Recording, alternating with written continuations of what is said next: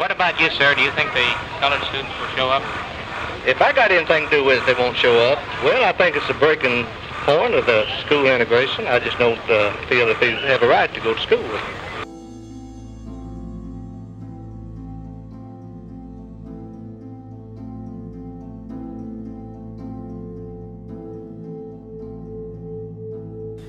The public school system of this country was built, bought, and paid for using commerce generated from the slave trade and slave labor. While African Americans were enslaved and prohibited from schooling, their labor established the very institution from which they were excluded. Ever since then, every court case, educational policy, reform has been an attempt to retrofit the design rather than just stopping and acknowledging we've had it all wrong from the beginning. An oversimplification of American educational history. All right, just bear with me. Blacks were kept out, you know, the whole slavery thing.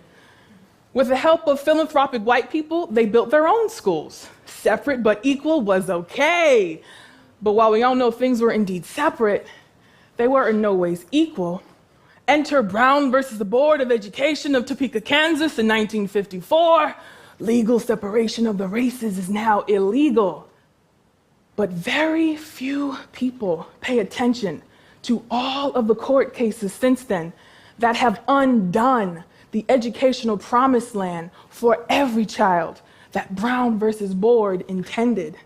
Some argue that today our schools are now more segregated than they ever were before we tried to desegregate them in the first place. Our schools are more segregated now than they were, you know, in the late 70s and 80s. That is so backward from the trajectory of our country. It's simply par for the course. See, I was born in 1941, and I saw the craziness around me then. It's the same craziness I see around me now. Carry me home when the light in my eyes does fade. In my world, not too much has changed. People didn't dismantle Brown versus the Board of Education. People moved their children. People voted with their feet. We talked before about the role that historical patterns of segregation have played in shaping the neighborhoods that minority kids grow up in. For example, Black children are more likely to be living in lower income neighborhoods, which tend to have worse schools because of how schools are supported by local tax dollars. That's a real structural disadvantage.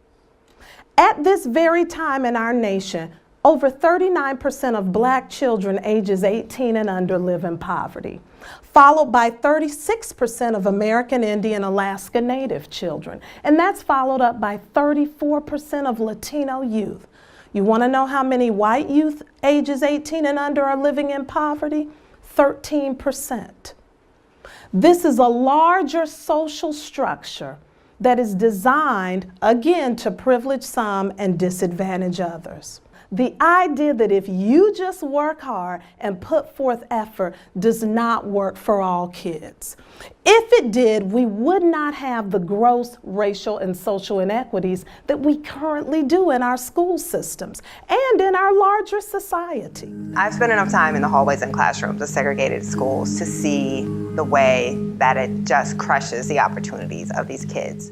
Is it really that hard to understand why these kids perform well and these kids don't? I mean, really. We expect students of color and many poor kids who come to our school doors already behind the 8 ball to amass the same level of successes as those who are inherently privileged by the system.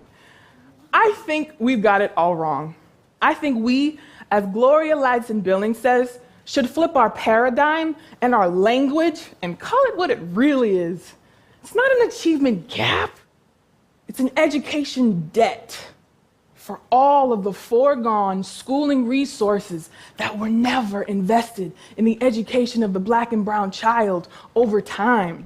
They know that there are other schools with white kids. They know that those schools tend to have better things than they have.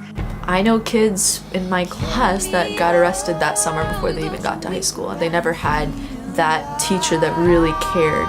So you have underqualified teachers plus underserved schools, and you expect the kids to do well. And usually the people that have to face this issue are young Black or Latino or minority kids. The idea that we can create equitable schools in a segregated society is a myth. Meritocracy is a myth. This idea that if we all just work hard and put forth effort, we'll get our piece of the American dream is a farce. Two kids who work equally hard and have the same raw talent should do equally well, no matter what neighborhood they grew up in, no matter their race or gender, and no matter their class standing. On the surface, it might seem like the US has a meritocratic school system, but educational measures of merit, like grades or SAT scores, don't always measure everyone's talents consistently. Grades don't just measure an individual student's effort or ability. They're also influenced by many factors outside of the student's control, like the quality of their school or their access to resources, like books or computers. That formula works for those who come to school already knowing those social and cultural codes of how to do school.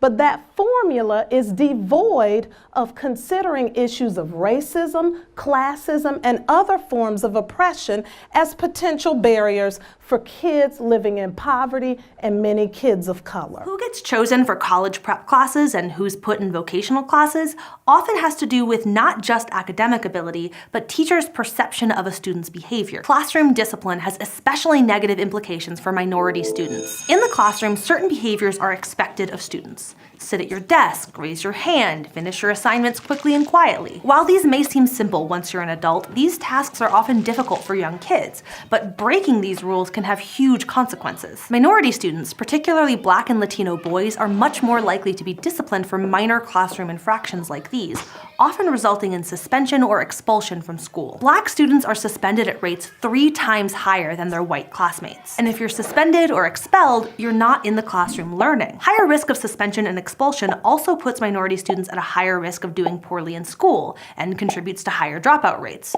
This ultimately affects their job prospects and therefore their class standing. We're one of the few countries in the world that systematically and deliberately spends less money to educate poor children than affluent children. But you can still walk into a high school in Los Angeles, regardless of the color of your skin. But I will tell you, you cannot walk into AP courses and you cannot have the best equipped school. So while the front door is open, the classroom door still remains a real impactful problem.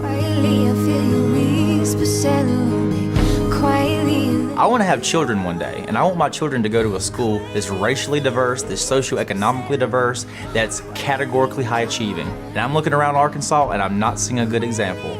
So guess what that means? I better provide one. So I don't know how it is we're going to be the United States of America if we continue to put our kids in situations where we're constantly divided. Quietly, I feel your whisper settle on me. Quietly, let me go. This is Central High School, Little Rock, Arkansas. Troops, which for nearly 3 weeks lined the sidewalk here in front of the high school, under orders to keep the colored students out, have been replaced now. Their orders to comply with the law, which means let the Negro students in if they come in.